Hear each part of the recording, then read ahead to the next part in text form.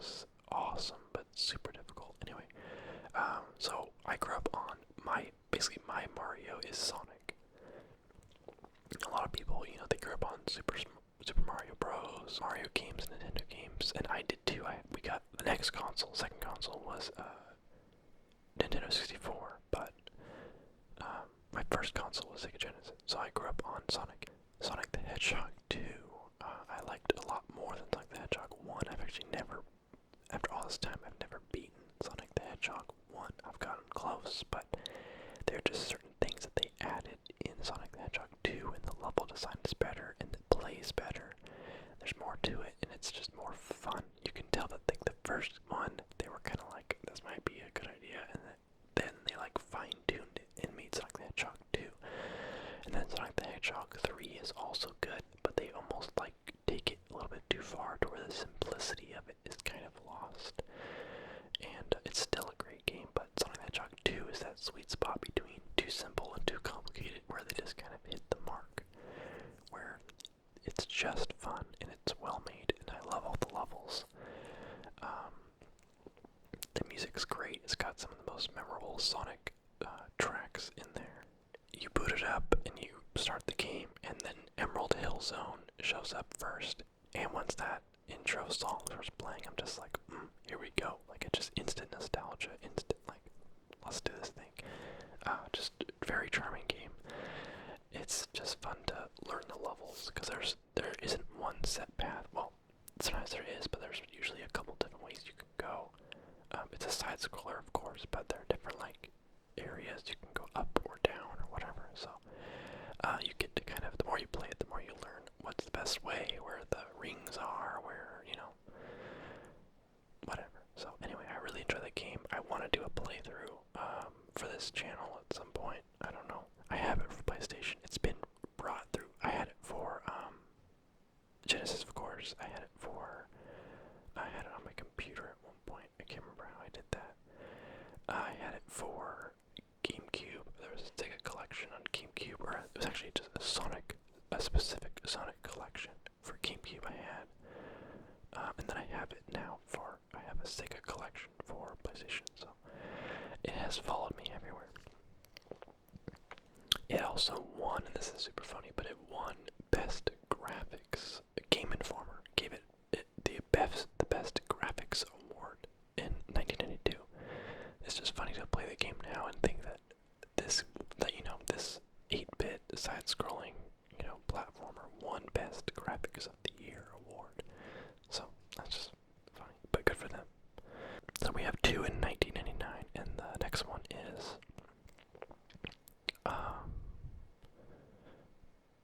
Age of Empires, particularly Age of Empires 2. I played a little bit of the first one, but it was mostly Age of Empires 2. And I think that's true for a lot of us that played the games. Age of Empires 2 was just so popular for a little while there. I've always had a soft spot for RTS games, real-time strategy. I love the managing of your base and your resources, and planning out your attack and building this monstrosity of a base and defending it and building armies. It's just, you can put any theme or era or style on it. If it's got good mechanics, I will love it. If it's an RTS game, I love RTS games. So Age of Empires was one of the best ones that came out of nowhere.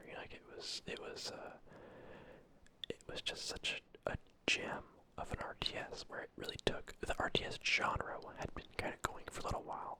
The Command & Conquer series had been around for a bit at this point, but Age of Empires really took the RTS concept and made it into this just awesome game, and it still is a good game. They remastered it for HD.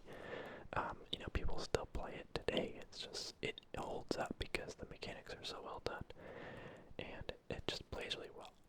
It was made by Ensemble Studios, who basically their entire track record of games they made was Age of Empires, 1, 2, did they make 3? I can't remember.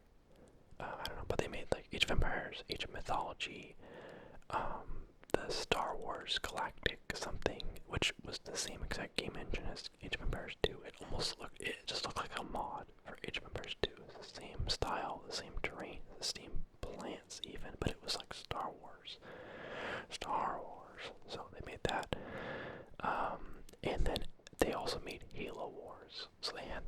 this generation of years and years of just pretty much recreating the charm of Age of Empires 2, just kind of coasting off of it and copying it as many different times as they could, cloning it, into all these offshoot games that were all good because it was just such a great thing to offshoot off of because it's such a good game. And then they came out of nowhere with Halo Wars for Xbox 360, and as an RTS game, that game's like not great, but I bought it and I played it a ton because it was RTS, and I was like, and it's Halo because I loved Halo. It definitely has very weak mechanics as far as base building. There is no base building. It's like you have your base and you have your slots, and then you just kind of, it plays very differently from your usual RTS, but there are ways that game was fun. It's not on my top 15 list here, my favorite of all time, but I did play a lot of that game. Honorable mention. So Ensemble Studios, they knew how to make a good RTS game. Okay, and then this game is not really an RTS game. It kind of is, but I don't know. It's not what you usually would think of. Also from 1999, this one's super random, but I freaking love this game even still. I go through great lengths to get this old school, poorly optimized game to work on my like modern laptop with like Windows 10 and stuff, because it's worth it. Lego freaking Rock Raiders. This game was made by Data Design Interactive, just this kind of random developer that didn't really do anything else super notable.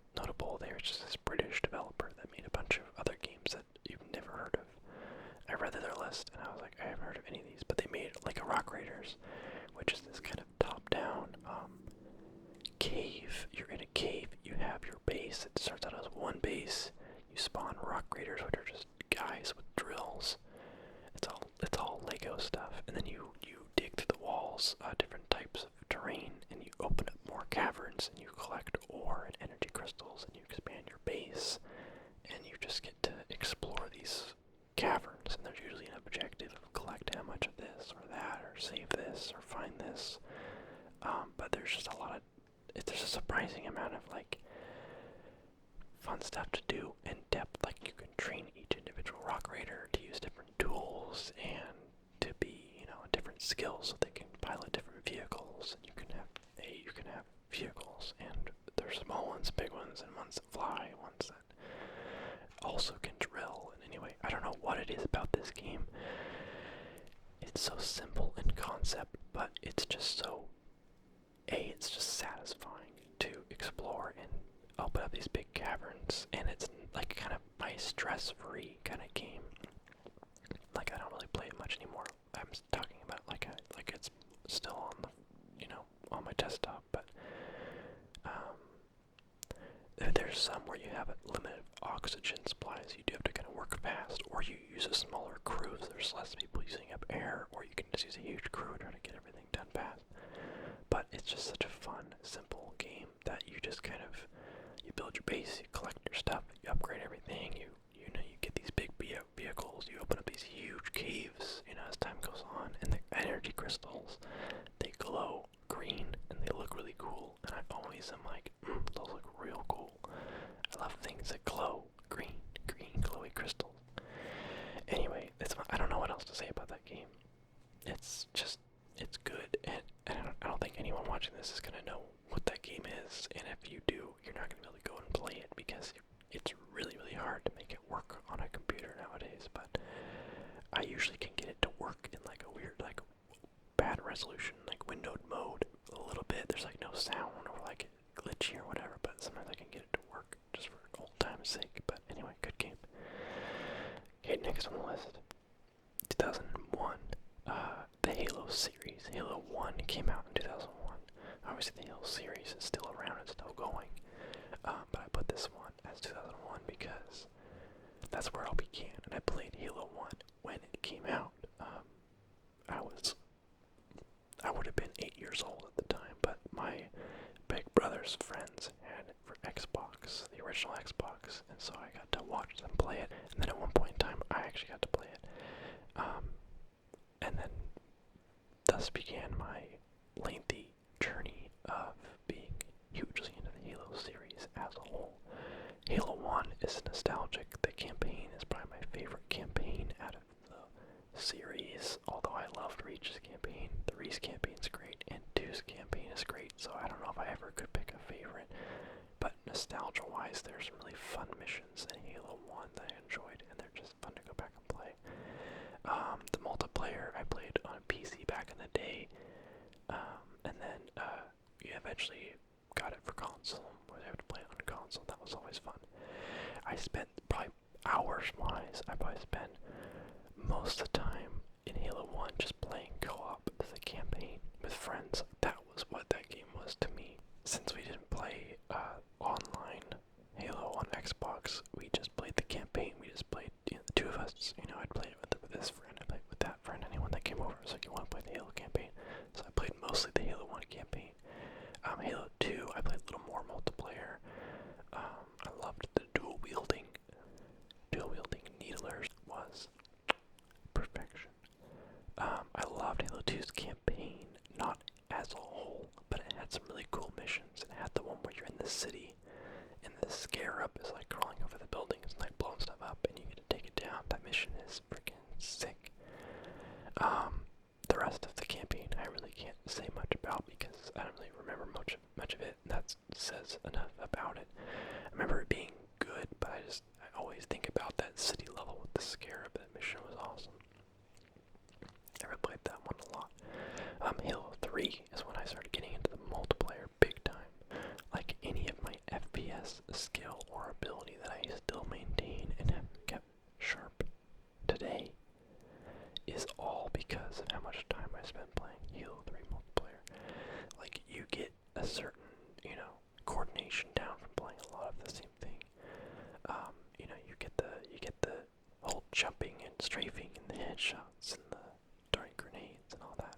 Halo 3 is really where I learned, where I honed my skills for FPS. So I owe Halo 3 that, because that's where it really got me into like competing with people online. It really gave me the thirst for getting the W. And then fast forward, you get Halo Reach, which was just a masterpiece of a game. I don't need to talk about that game. I talk about it a lot. I played hours-wise, probably the most out of all Halo games in Halo Reach. I played a lot of Halo Reach. I was only like 3 ranks away from the highest rank. And that's, if you guys have played the game, you know that the highest couple ranks are like, it can take you years to level up. Like those things, it's insane how much XP you need to go between ranks. But anyway, Halo series is great. Bungie did a great job on that. And now they're working on the Destiny series, and I also love that. And good for them. They know how to make a great FPS game. Okay, this one, I wasn't sure if I should do this one for 2001. This game launched in 2001, but I didn't start playing it until like 2004 or 5 probably. And that is a RuneScape developed by Jagex. The game started out 2001, and they updated it, and I jumped on it around 2004, 2005 when I was like 13, 12. How old would I have been? I guess I would have been like 11, probably 10 or 11. So I played it like really young. Got into it, didn't really know anything about efficiency or like the world. I just kind of was playing it like a kid. I didn't really understand. I was just playing it and then leveling things up because I knew how to do that and following the quests and whatever. The game got updated a ton, overhauled into being RS3. It moved my character forward into RS3, the newest version of the game, and it's trash now, basically, in my personal opinion. But Jagex released the 2007 version of the game, like last year or 2 years ago.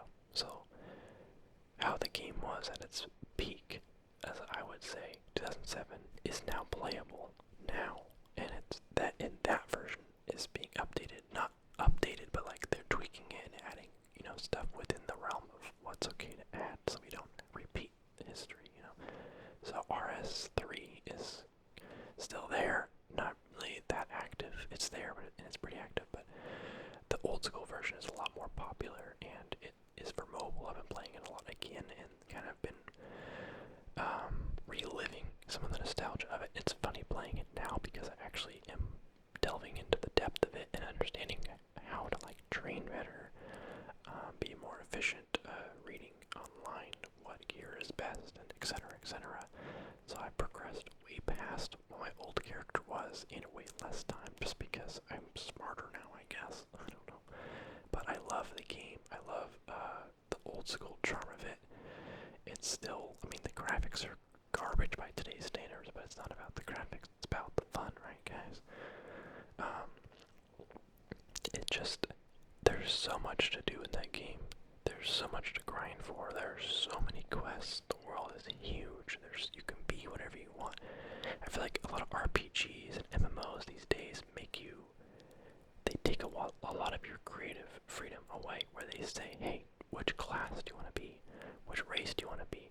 RuneScape has like this kind of ancient mindset of like, you load in there, you choose your appearance of just like some haircuts and what your shirt looks like, and then you get to do whatever you want. You can level up magic, you can level up ranged, you can level up melee skills, you can level up all of those. You can just never fight anything and just go fish all day long, and you can cook your fish and sell that and whatever the heck. You can do whatever you want, and I think that possibility, for me, I like to do all of it. Like, I like to be high combat, I like to do the crafting skills and build, the mining and smithing and, the thieving and, all that. I like to do all of it, and I like that that's an option. All the skills have so much depth to them, and I feel like MMOs usually miss that. They go way too much on combat, they go way too much on, choosing your class, whatever. This game, RuneScape, just lets you do whatever the heck you want, and there's a lot of depth to everything you get to do. I think that's awesome. Command & Conquer Generals is on my list. Command & Conquer as a series is kind of on my list. I don't like all of them enough to be on my list. I played so much Command & Conquer Generals. Like I said, I love RTS games. And Command & Conquer Generals just kind of, it's one of those games where I know it's not like a perfect game. I know it has flaws. Like the economic part of it's kind of weird, maybe imbalanced. But it was just such a fun game. You have 3 different factions you can play as. You can be USA, you can be China, or you can be terrorists. This game, actually, fun fact, this game is banned in China and Germany because China didn't like how they were portrayed in the game, which is fair. They're all about nukes in the game. And then Germany, it's kind of, they don't say it, but it's like kind of about the Iraq war, like GLA, like the terrorist team is kind of like, it was very like close to home in a war sense. It was about a very modern and real war. So Germany was kind of like, this is inappropriate for young audiences, banned, which is kind of fair, I guess. I don't think the government anywhere should be banning anything like that, like games. Anyway, I played the heck out of this game. The Command & Conquer series was developed by multiple developers, I think 3 different developers over the course of time. It was Westwood. I think it was just EA for a bit. Yeah, it was Westwood, and then EA jumped in, and then dissolved Westwood. I don't know. I shouldn't be talking about stuff I don't really know, but I know that Westwood is no longer around. They kind of got dissolved, thanks to EA, and then EA basically was like, we know how to make a better Command & Conquer game than you guys do. And they made Command & Conquer 4, which is an absolute monstrosity. Ruined the series, just did trash, horrible ratings, pretty much threw the concept that had been working for so long out the window. Did terribly wrong, and they were like, I guess nobody likes this series anymore. Better cancel Command & Conquer Generals 2, the sequel to my favorite Command & Conquer game, one of my favorite RTS games of all time. Just canceled it, and then they canceled the whole series while they were at it. And I will never forgive EA for that. So, anyway. Yeah, Command & Conquer series was great, and Command & Conquer Generals was fantastic. Okay, still in 2003, Mario Kart Double Dash. There aren't a whole lot of games on this list from GameCube. In fact, this might be the only one.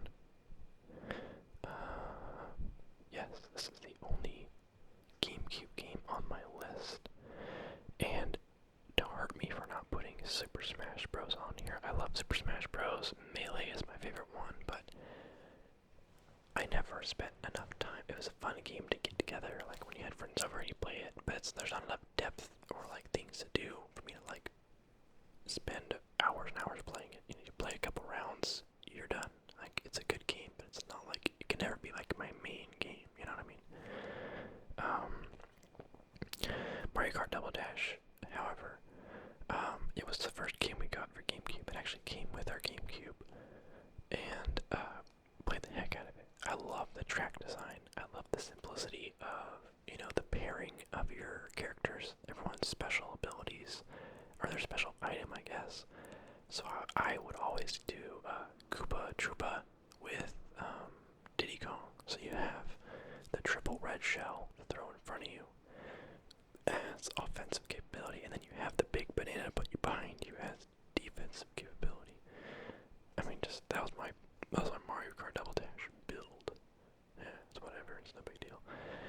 But it's the ultimate combo, and like a lot of different combos, and I liked that. It was simple. There was no like crazy variety. You didn't have to do tricks on stuff. It was just carts with minor variables on their stats, very minor, and then a bunch of characters with very easy to understand power-ups that you could combine, you know, one with another, or you could use two of the same to get the power up more often. The track design was great. There were 16 tracks. DK Mountain is forever my favorite one. I loved that game. It was fun. I played that game a ton. I played it with friends, played it by myself. Heck, I would still play it if someone asked. Favorite Mario Kart game? One of my favorite GameCube games. I guess it would be my favorite GameCube game if it's the only one on here. My Game Store roleplay. I keep bringing Mario Kart Double Dash up in the video just kind of as like a running gag, but I really do love that game. Okay, 2004, Fable 1, and then 2008, Fable 2, 2010, Fable 3. I really enjoy all the Fable games. Fable 1 was received really well, Fable 2 was received pretty well, and the Fable 3 was received kind of mixed. And then Lionhead Studios, which developed all of them, was basically dissolved kind of out of nowhere. But it's a bummer because I really like the series. I loved the co-op. I think my enjoyment of the game starts out Fable 1, Fable 2, Fable 3, but Fable 1 doesn't have any co-op, Fable 2 has okay co-op, and Fable 3 has great co-op, so it kind of almost balances out. You can both have fully fledged characters in Fable 3, which is like genius. Like, you both get to play together, you get to go buy stuff together, you get to go level up your character and, you know, give each other items and, you know, whatever, go vault, like, you know, you get to do the main story together. Like, it's just awesome. So it's probably the weakest of the three, story-wise and gameplay-wise. Well, the gameplay is good. The story is pretty good still, but a lot of the charm isn't there, and the quests are kind of lazy, but the co-op is fantastic, and I think that's why I like Fable 3 so much. But Fable 2 I played a lot of. Fable 1 I didn't play that much of, but great series, little adventure RPG. Very minimal on the RPG part, it was much more linear, but, you know, it is kind of a free roam idea, you know, between locations, and, you know, you get to do side quests, you kind of play the game at your own pace, you can just become a businessman if you want. But anyway, really fun game. Rest in peace, Lionhead Studios, you are missed. Okay, 2004, on the subject of RPGs, Elder Scrolls 4 Oblivion. So, a lot of people swear by Elder Scrolls Morrowind, the one before Oblivion, and I never played that one while it was, you know, the new one. I was too young for it. I played Oblivion when it came out, loved the game. I was amazed by that game. It was the first game I'd really ever experienced of that scale. Like, I never played anything like it. I was the kind of kid that was always playing Mario Kart Double Dash and real-time strategy games. Next thing you know, I've got this massive world with characters and quests and things do and caves to delve in, and this, hundreds and hundreds of hours worth of stuff to just do. Obviously I already loved RuneScape, so the whole leveling up skills within Oblivion was like right up my alley. I was like, it's grindy, there's so much to do, I want to explore everything. So Oblivion grabbed me. It's developed by Bethesda, of course. It got a ton of award nominations. It won Game of the Year from a bunch of different award givers. I don't know. The soundtrack is awesome. It's got some of the most nostalgic songs for me.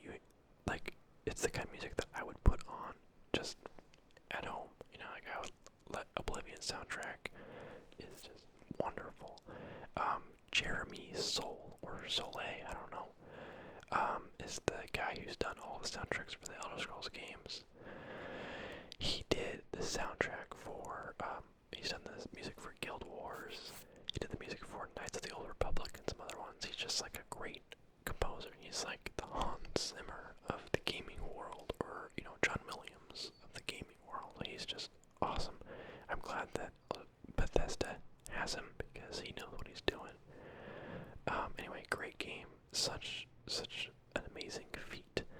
Skyrim, came out obviously some years later and was also a great game, but it just wasn't. I think it's just because Oblivion for me was just, like I said, it was just something I'd never experienced anything like it before.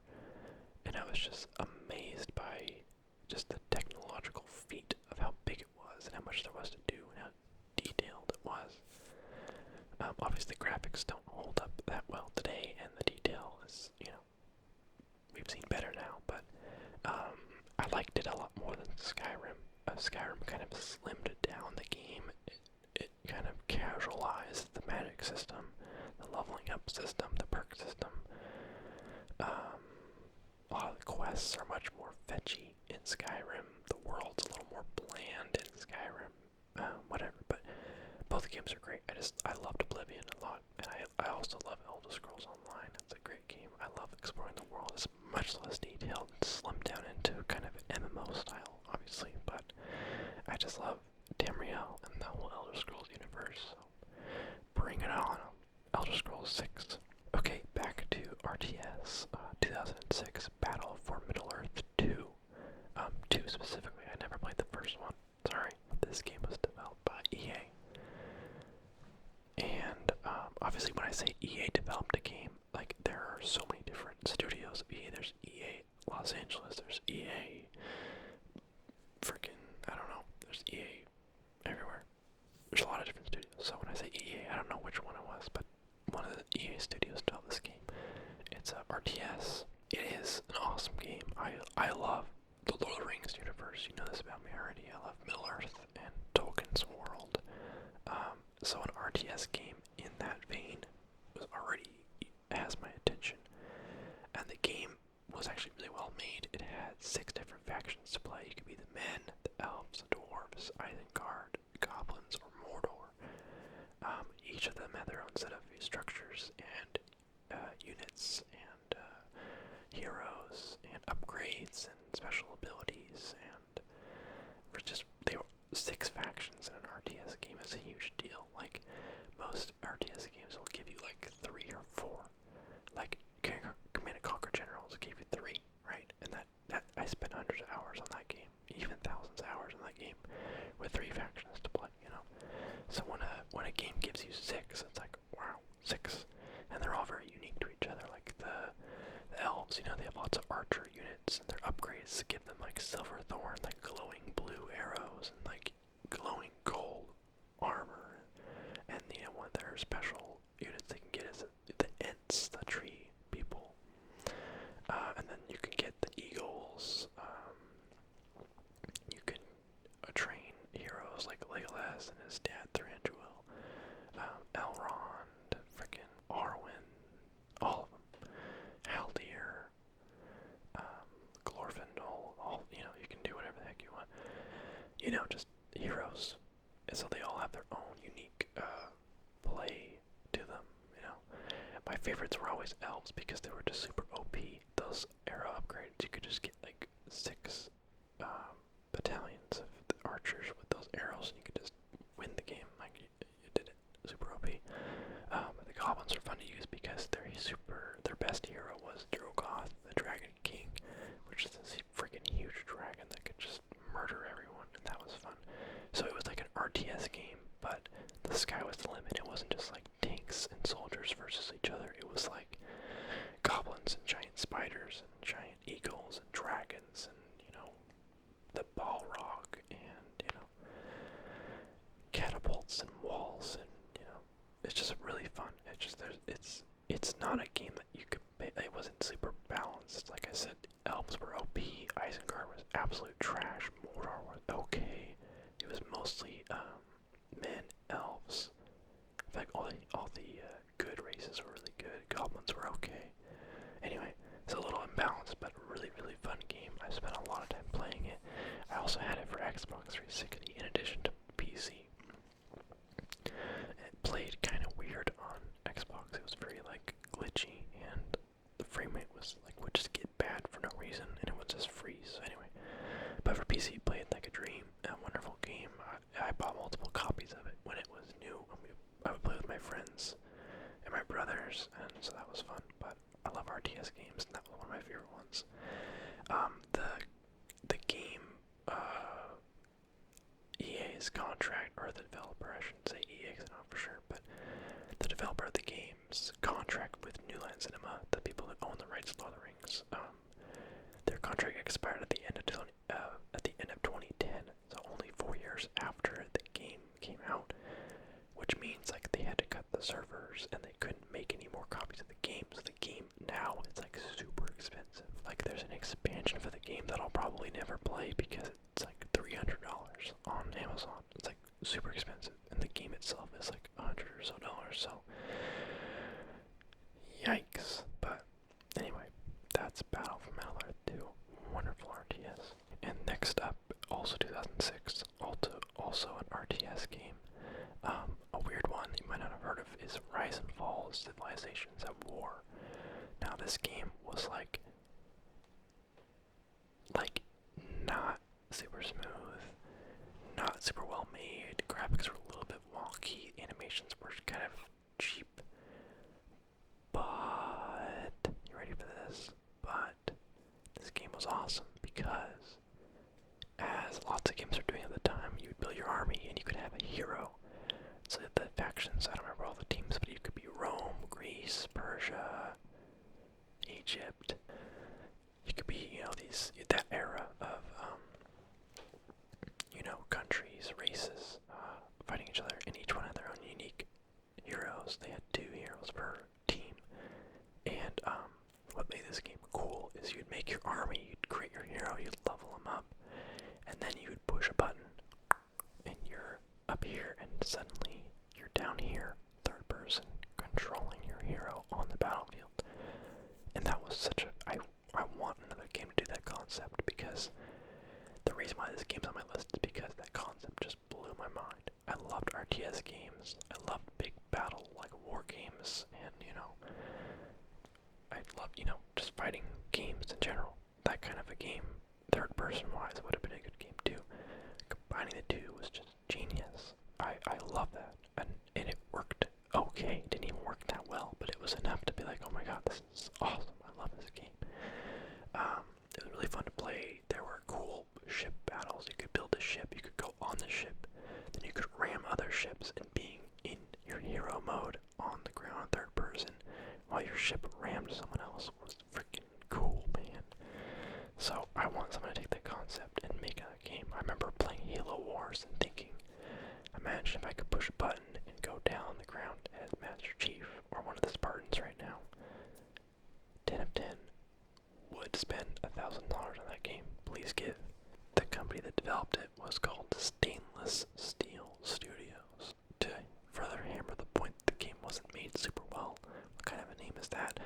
They didn't even finish the game themselves. They got most of the way done with the game and ran out of money basically, and then midway their publisher stepped in with their own team, I guess, and finished the game up. So I don't know That's the story.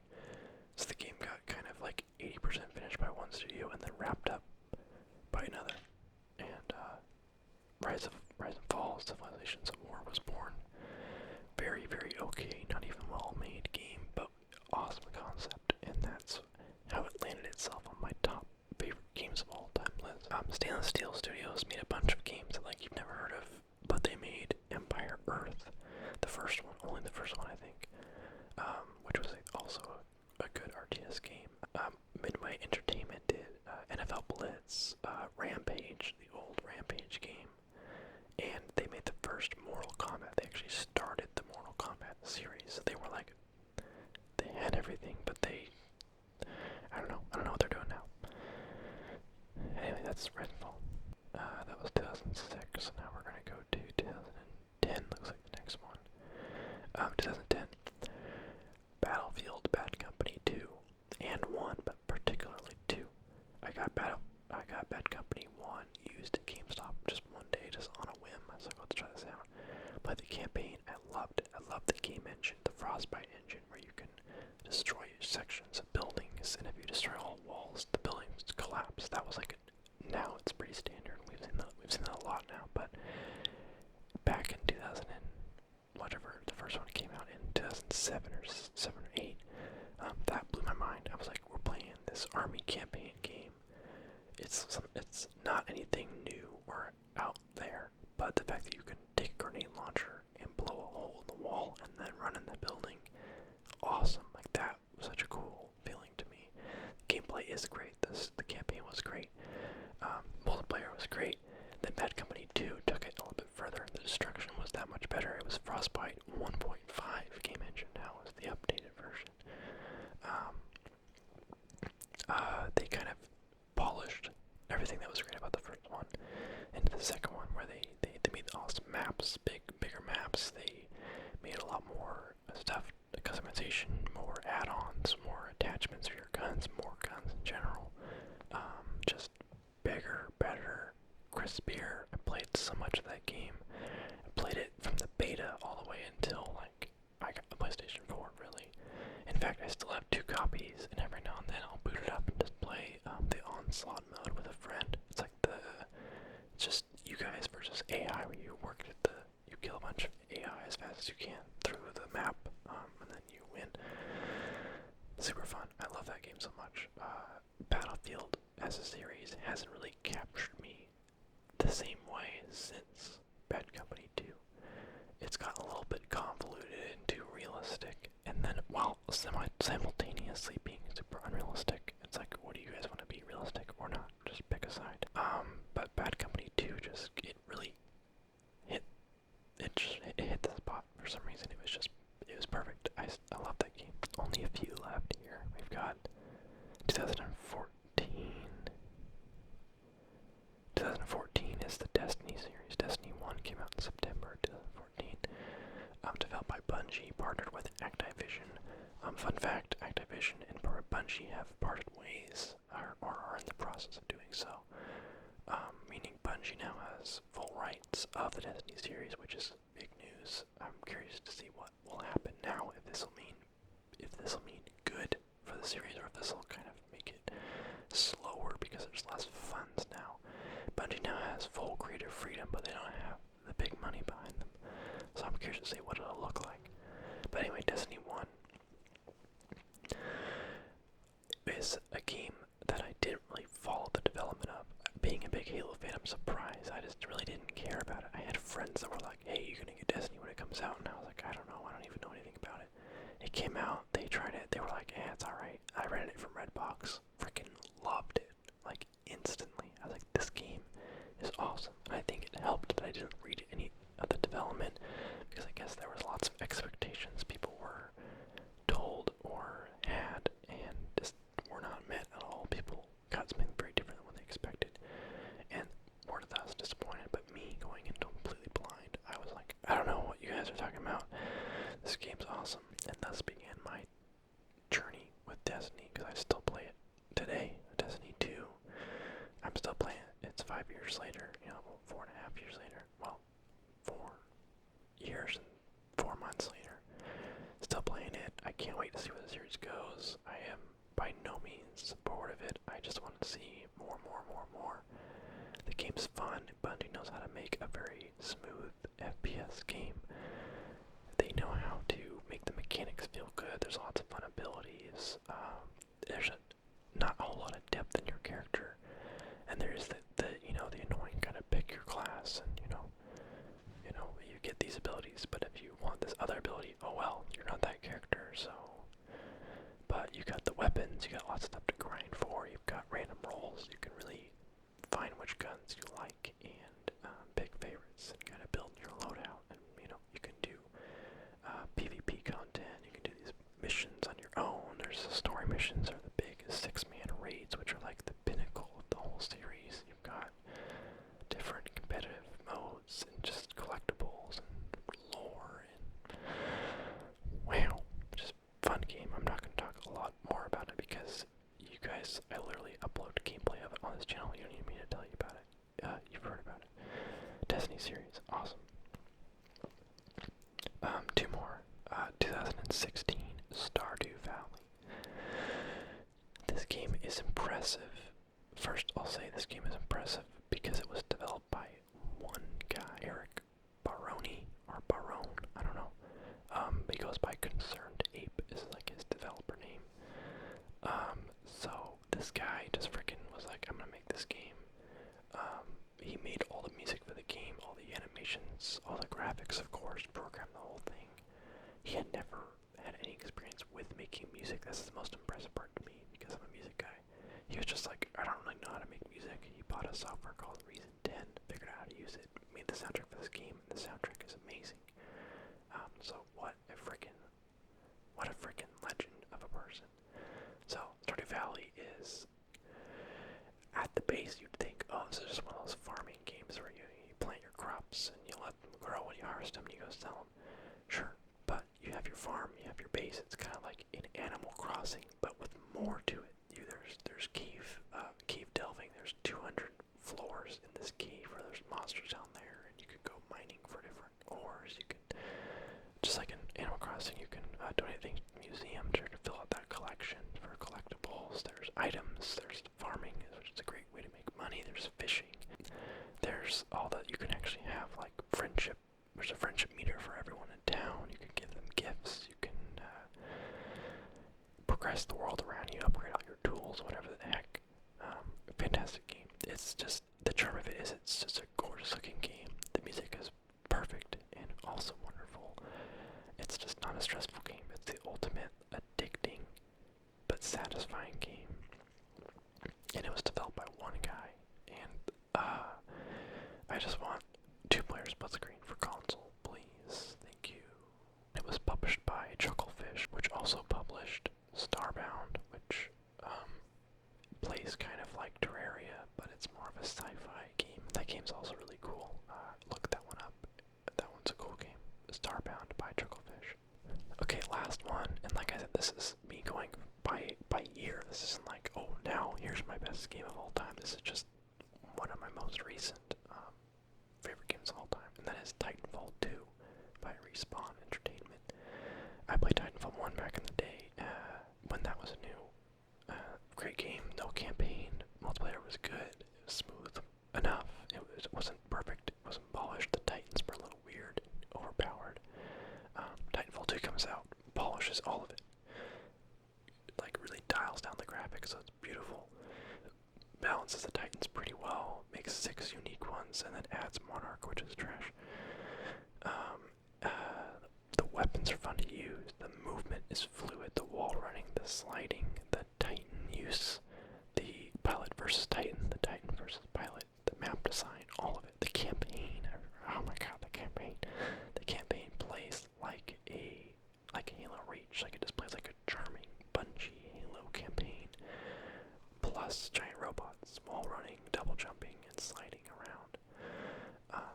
It ruined, when it came out, it ruined other FPS games for me for a while because I got so used to the movement and the wall running and just the fluidity of it all that I was like, you play that game, you feel super fast and agile and just like a freaking ninja with a gun and with your big robot Titan that you can call in and use. so slow? Why can I only jump like 6 inches off the ground? Like, I can't run on the walls. What's this? I only have one jump. What's this? Like, it made other games feel slow and boring. And if a game can make all other games of that genre feel bad, then they've done something pretty special.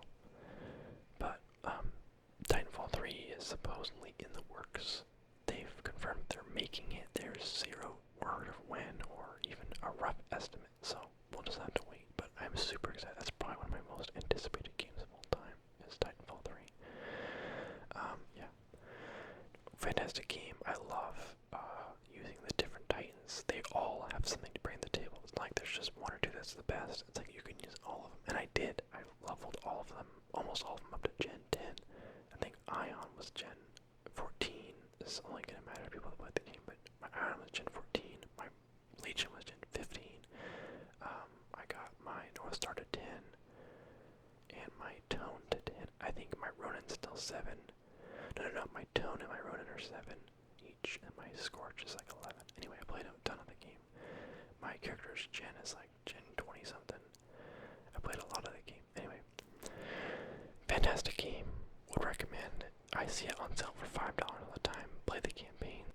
I don't know how active the multiplayer is now, but play the campaign. Fantastic game. I love how smooth it is. I cannot wait for Titanfall 3.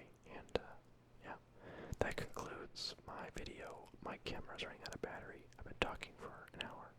So thank you guys so much for watching. This was part of my poll I did. It was one of the possible answers. Lots of people voted for it.